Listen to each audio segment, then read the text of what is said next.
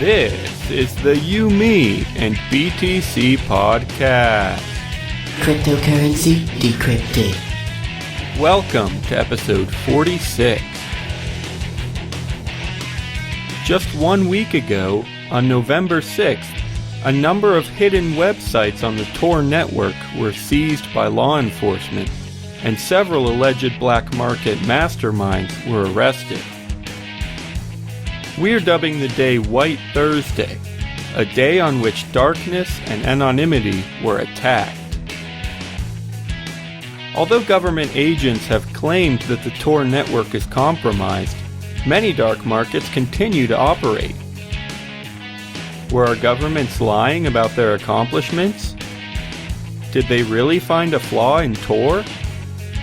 And if so, is there reason to believe that the flaw is patchable? Stay tuned for our thoughts on all this and tons more.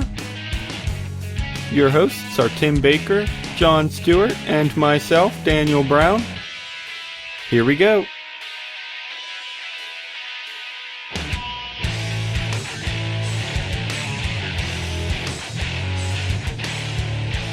Hey everybody, welcome to the show today. This is the You, Me, and BTC podcast.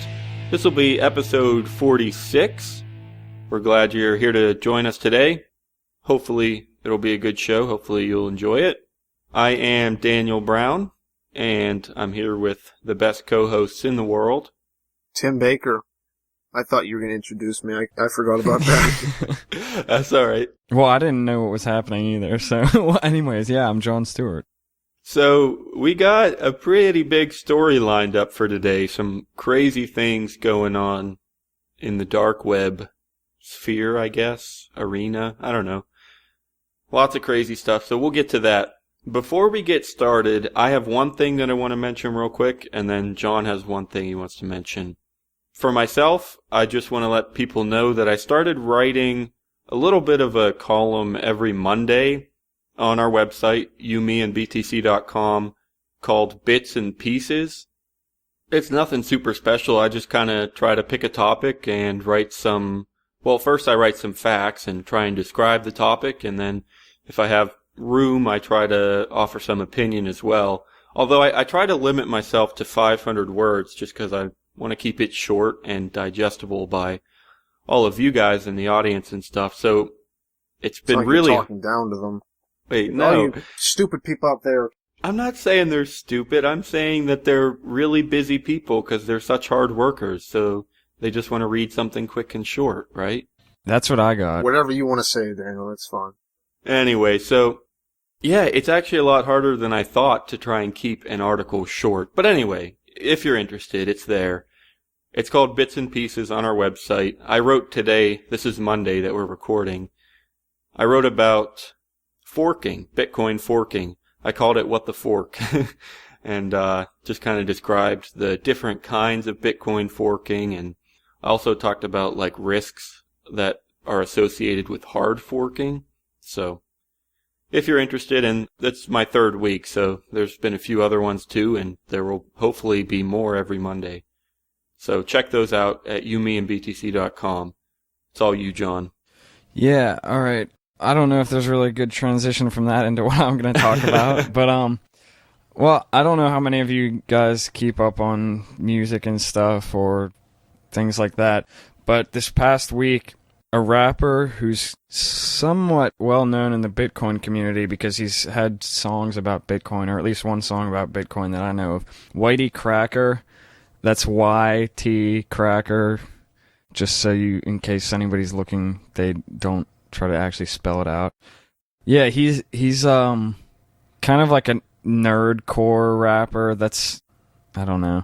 That's what people call it. That's what the kids are calling it these days. At least that's what they tell me.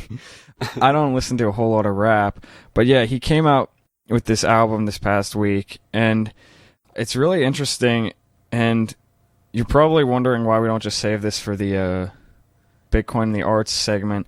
Well, I'm either going to talk about it in that, or I think we're going to be able to get him on the show with us, actually. I don't know if we'll be able to do a whole episode or just have him on for a couple minutes, but he said that he'd be interested in coming on, so we'll see if that can happen.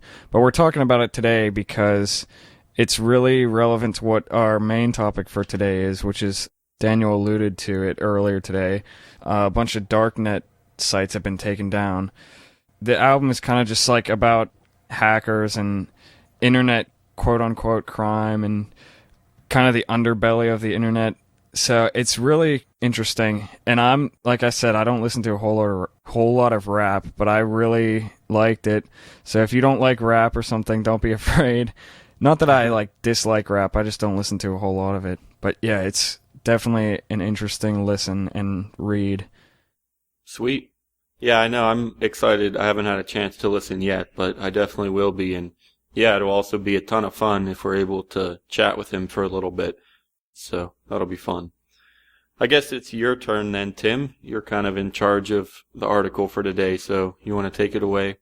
Yeah, one of the bigger things that happened recently was this whole very large takedown of the dark web, especially through the Tor browser, or through a weakness that the FBI and we had the wonderful governing authorities of many different countries deciding that free trade wasn't exactly a good thing.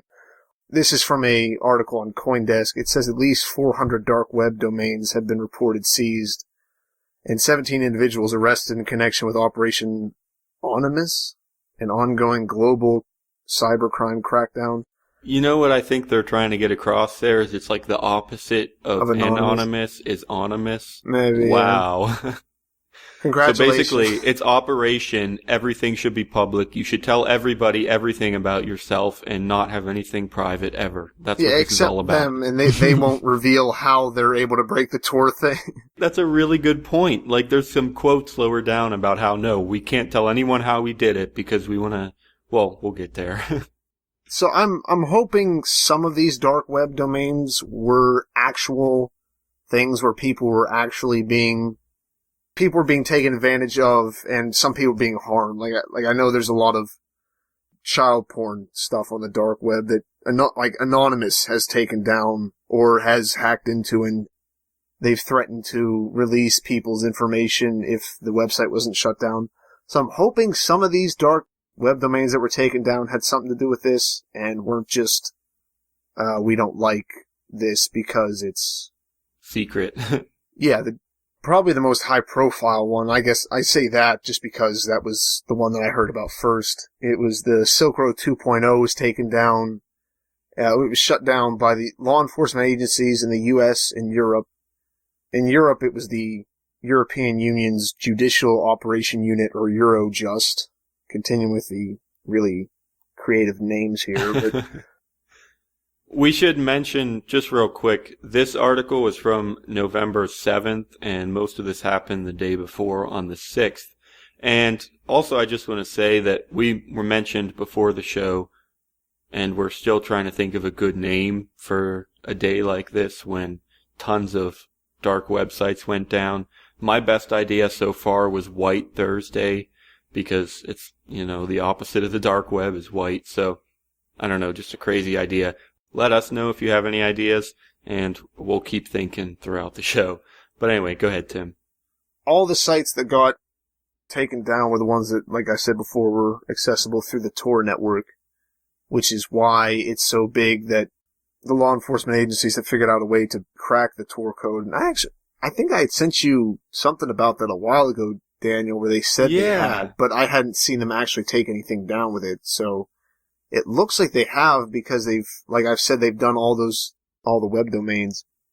Right. I don't know the details of that story, but yeah, there was something a couple months ago that they thought it was broken or it could be broken or something like that. So yeah, there's been some sketchiness going on for a while. Looking at what they're mentioning here, it says that Deep.web, which you can go on and look at different reports for different dark web websites, reports that the number of well-known dark markets seized by cybercrime authorities continues to climb. The recent takedowns include the Cannabis Road forums, Blue Sky, Cloud9, and Hydra.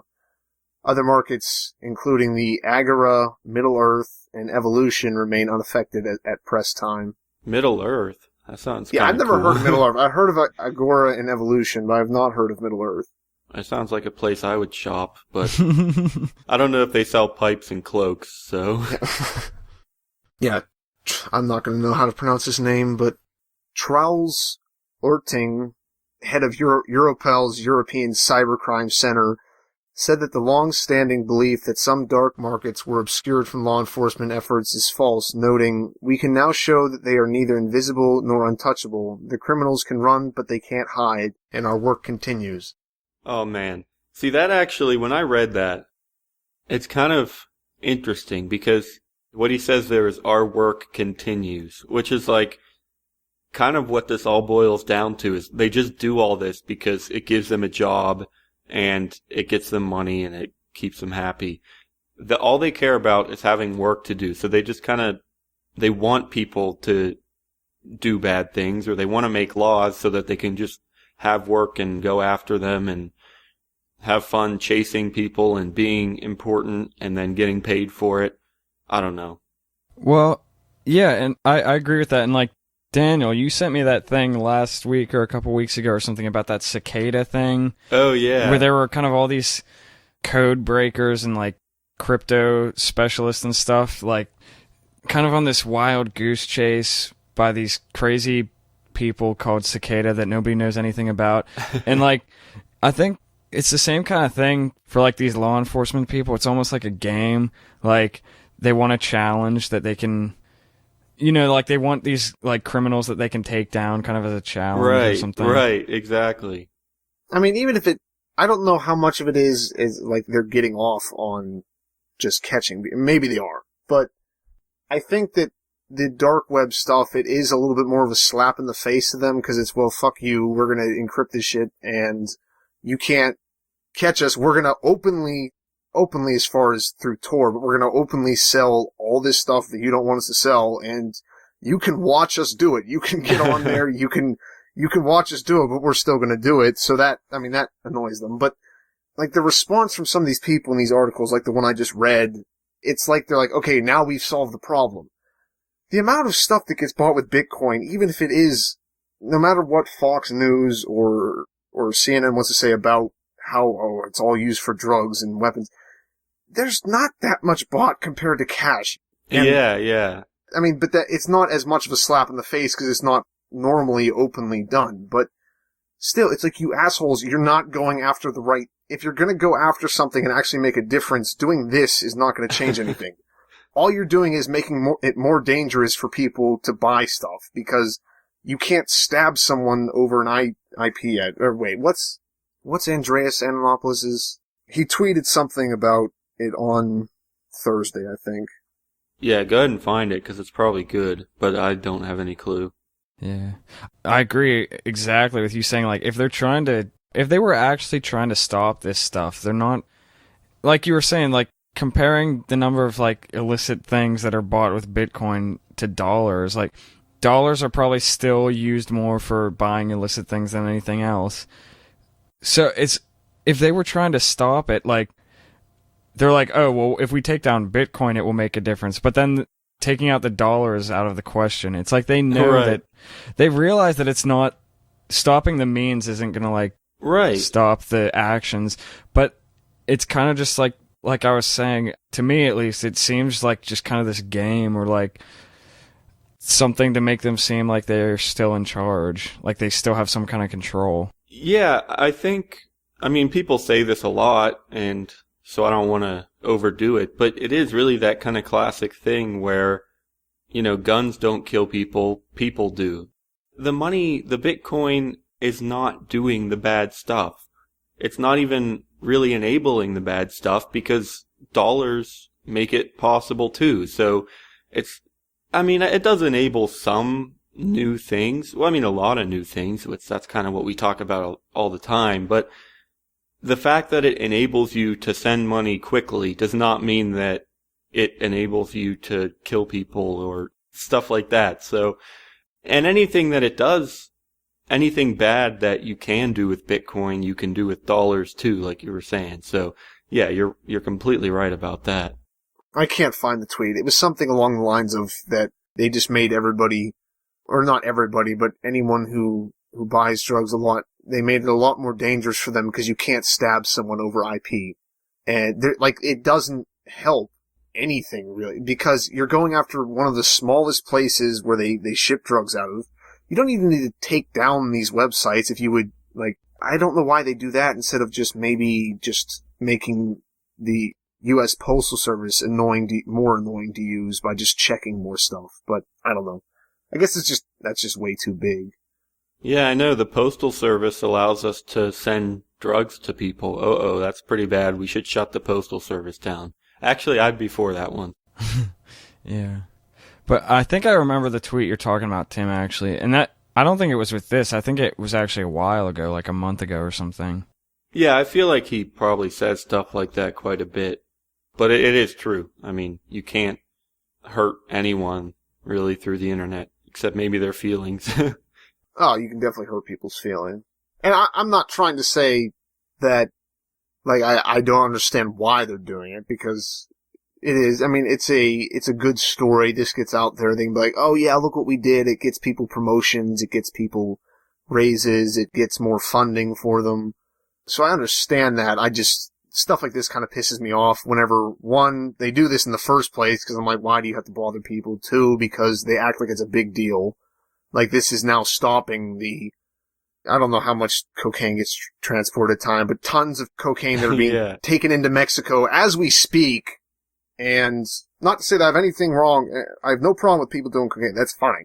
I'm just saying, don't act like you scored a big victory for your morality whenever you shut down something that's a drop in the bucket. So, okay, I'm just continuing from the CoinDesk article. It says, alleged vendors arrested in UK and Ireland. Law enforcement agencies have revealed a number of arrests in connection with Operation Onimus. Blake Benthall, the San Francisco software developer and alleged Silk Road 2.0 operator, is one of at least half a dozen individuals taken into custody. Benthall has reportedly acknowledged his role in Silk Road 2.0, according to a report from Ars Technica. In a San Francisco court, Benthall reportedly confessed to managing the site. He has been deemed a flight risk and is being held without bail. So, real quick, I heard, before we move on to some of these other people, it doesn't say it here, but apparently the way that, or one of the ways that they identified him is because he used his own email address somewhere in setting up the site or somewhere on the site or something. And it wasn't just his email address, but it was actually like blake@benthall.net. So it said his name right there.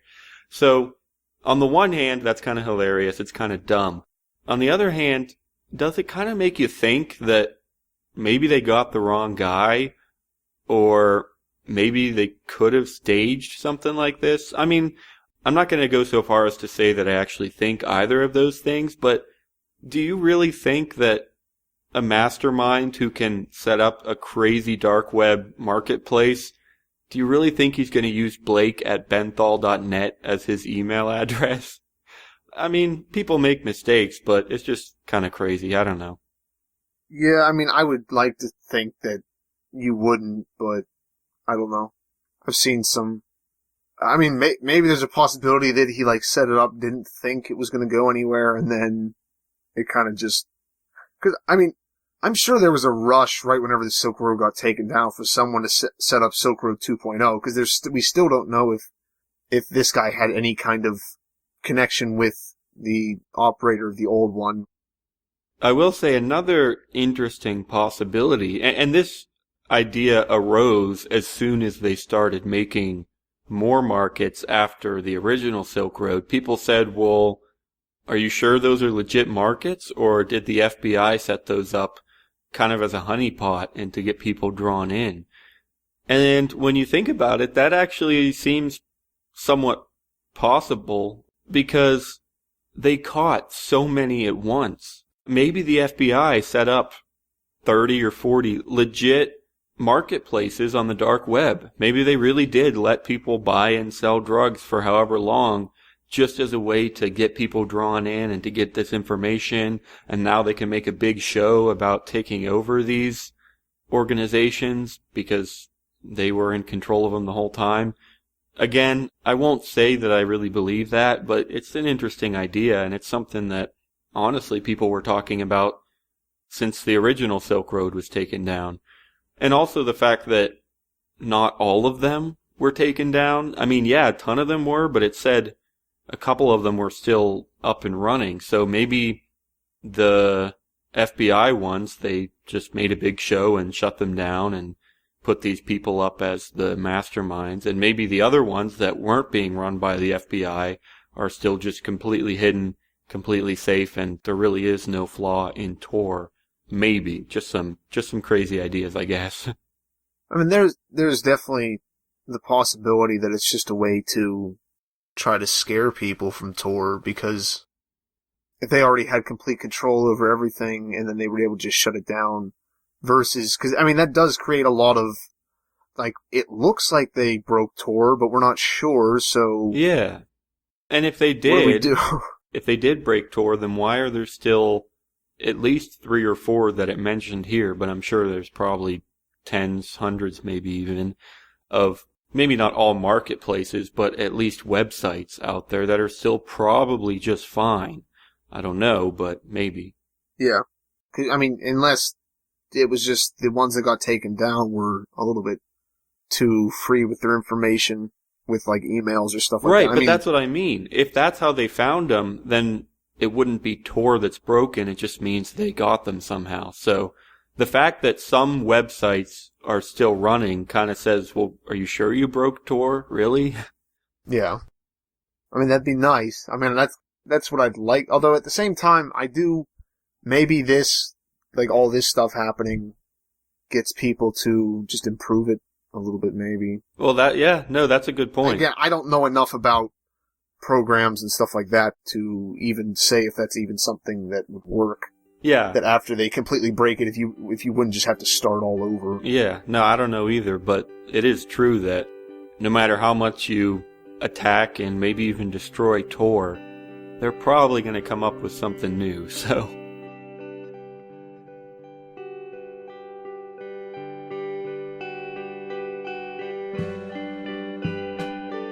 You're listening to the You, Me, and BTC podcast.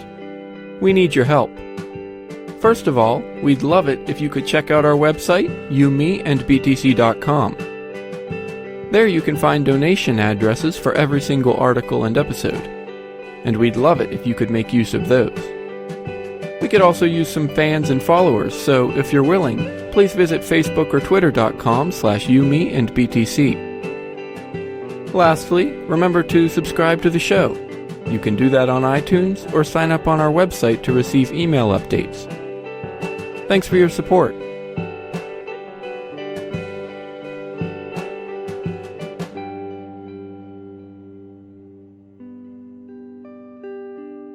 I saw a comment before that kind of speaks to this. They just say that this latest attack will only fuel the decentralization revolution and stuff like the dark market. This person is saying that they think it'd go like that. A response to them say that it would just fuel more KYC laws, that if they can't shut the sites down, they'll just make it harder for them to operate. But, I mean, I don't really agree with that person, because if they're actually breaking the Tor thing, then they should be shutting all the sites down, so. Okay, and it says the Bitcoin community, the non-criminal ones, should be working with these authorities to help find the crims. That would put Bitcoins in a better light and go a long way toward mainstream acceptance. Is this a comment on the article you're saying? Yeah. Okay. Now, if you talk to people about Bitcoins, they say, is that not the thing used for crime? And then, of course, then he had like 5 people, like, you're retarded, the dollar's used for crime, and it has nothing to do with the crime. It has to do with how it's put forward in the media, which is with everything, and I don't know how to change that. Yeah, no, you're right. Unless we just start paying off one of them, I guess. You can do that, and then people will be like, oh, that's great. It saves you. It gets you to heaven. It pays for orphans in Africa. With anything nowadays, it seems like it has nothing to do with what the thing actually is. It's just how it's represented in the media as to what the reaction of someone you're talking to about it is going to be. Right. I guess I'll read a little bit more about the people who got arrested. Continuing from the CoinDesk article, The UK National Crime Agency released a statement on 7th of November announcing that it had coordinated with other organizations to arrest 6 people across the country. Individuals in Wales, Lincolnshire, and Liverpool were arrested in connection with the investigation. Deputy Director Roy McComb said that the arrests this week were part of a broader effort initiated after the original Silk Road Marketplace was shut down last year. It may take time and effort to investigate and build a criminal case, but we are determined to identify and prosecute people caught dealing drugs and committing serious crime using the dark web, he explained. Again, congratulations for going after the little people you fucked on. But at least he differentiates between dealing drugs and committing serious crime. I'm sure that's how he meant his sentence ago. He's just bad at English, or bad at grammar, Daniel.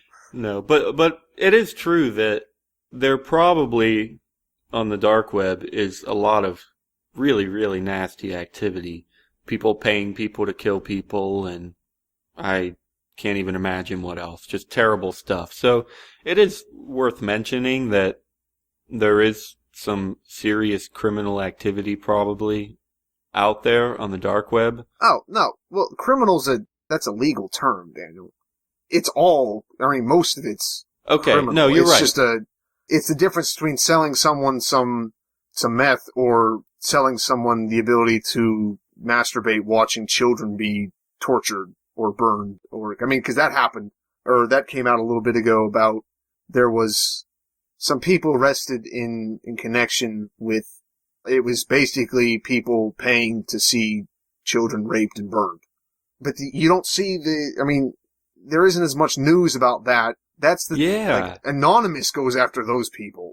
Anonymous is the one who hacks into the stuff and says, well, we got all your addresses and we have your names. If you don't shut it down, we're going to tell everyone that you guys watched children being raped and you get off to that, you sick fucks. But yeah, no, that's a really good point, I think. I agree with you that criminal is a legal term and they can make anything criminal that they want. What I basically meant, though, was exactly what you were saying, is there really is some awful stuff out there. And you make an even better point in saying that terrible stuff doesn't hit the news nearly as much as, that guy had 5 grams of weed. He's an evil person. Put him in prison. Okay, and then finally, I actually don't know about finally, but the last ones mentioned in the article, 2 more were arrested in Ireland during the operation, and as much as €2 million worth of Bitcoin were confiscated, in addition to a narcotics cache containing ecstasy and LSD. As reported by the Belfast Telegraph, the Ireland-based investigation is still ongoing, and the Bitcoin owned by those detained has been seized by law enforcement officials. Just, I guess, anyone out there listening who engages in this sort of stuff, just watch yourselves. Don't not encrypt your data. Or even if you do use Tor, we were just saying it's really uncertain if they really did break it, but still, just even when you do use Tor, please just don't be an idiot. Be careful. Yeah, there's some settings to set on there that even without them breaking it, you can still be traced back to you, whether you're buying stuff or if you're a journalist sending stories someplace. I think it has to do with just where it lets you pick up cookies, because you can mess with that. So just make sure you have all that set to the recommended things. I wasn't even talking about using the Tor as in the information. I'm just talking about whenever you supply your address for anything, if you are buying something, that's just true too. Encrypt it, because you can't trust the site. You can't, the site never says that you can. At least I've never heard of a site saying, we completely say that we will keep your data completely safe and we will never give it up even if we are hacked. So just encrypt your data. Although most of this stuff, it's always more of a danger to the sellers than the buyers. So, it's not that worrisome, I guess, to like most people, because no one really gets caught, because it's not worth the money to go and get them if you're only going to get like a small amount of drugs or a small amount of weapons, because that doesn't get people higher up on the pay scale. Yeah, and then I guess just one more thing that I want to mention near the end is another quote that I think is pretty interesting. This is Oerting again, the guy whose name you couldn't say, and I don't know if I'm saying it right either. It's Oerting. But he said, the way we do this, we can't share with the whole world because we want to do it again and again and again. What does that even mean? Like, we just want to keep getting people. Like, what? If you shared how you did it, if you were legitimately concerned about stopping something like this, wouldn't it maybe be better to share how you did it so that people would be like, oh crap, I can't do this anymore because they'll catch me? Am I right, or am I missing something? I would say no, because then people are just going to be like, oh, we know how you did it, so now we can protect ourselves against it. Okay. I don't know why they didn't just take down more sites then. If they're like, we want to be able to do it again and again and again, well, why didn't you do it before? And also then, John, what that means is that they know, or at least they think it's probably likely that whatever they did is easily overcomable. Does that make sense? Whatever they did to get into these Tor websites, they're afraid to say it because they think it's fixable, and they think that... Yeah, it's something that they would patch. Yeah, that's a good way of putting it. So... That's possible. I mean, it's just an idea. And again, to some extent, we don't even really know that they did anything. Maybe they just found some personal information and said that they cracked Tor. But that might actually be more likely, because that would kind of explain why he doesn't say how he did it. It's because they never did do it. But it would also fit in with what I said, is if they're trying to get people to stop doing it, then they can say, hey, we cracked it, so you should stop doing it because we can catch you. So maybe that works. I don't know. Just like a scare tactic, you mean? Yeah, maybe. But so before we finish up, I guess just to kind of finalize things and make it clear, I'm actually going to pose this question to both of you, and you guys can just give your thoughts. Just as a way of explaining kind of why we're talking about this. Tell me, and tell the audience, why does this matter? Why are we talking about this? And for the two of you, I mean, I probably generally agree with you, even though I haven't heard your answers. But explain why we are so concerned about this stuff. Do you guys have any good thoughts that you want to share about that, about why this matters? Well, partly because Tor isn't just used for it's not just used for accessing sites. It's also used by people in really oppressive areas to send out journalist reports or to blog. And they're not using Tor so that they can get some drugs delivered to them. They're using Tor so they don't get their head cut off whenever they blog or send a news story to someone. Okay. About what that country's been doing. So, yeah, I actually didn't really know about that kind of stuff. That would be a decent reason for them to say that we're not going to release how to break up the Tor so that any of the areas are able to break them and then just get everyone, but get all the... Yeah, that's a good point. But no one says that. They just say, well, we just want to do it again. Because I doubt that would stop them, because I don't feel like they would think about it enough. Or they just wouldn't care. I don't know. Maybe. I mean, it's also possible that they use Tor for things too. Oh. Yeah, I'm pretty sure they do.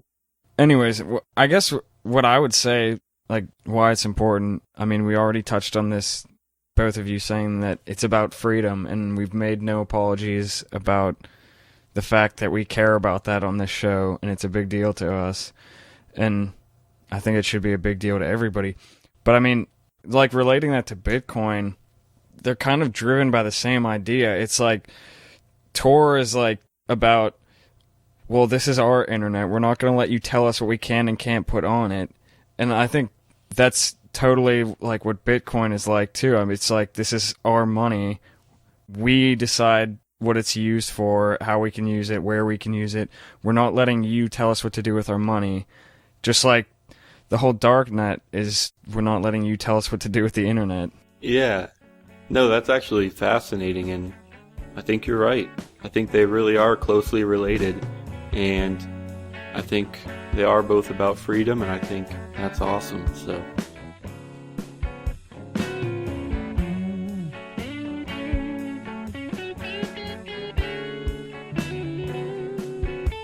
Thanks for listening to episode 46. All of the music in today's show was from John Stuart. We'll see you next Thursday.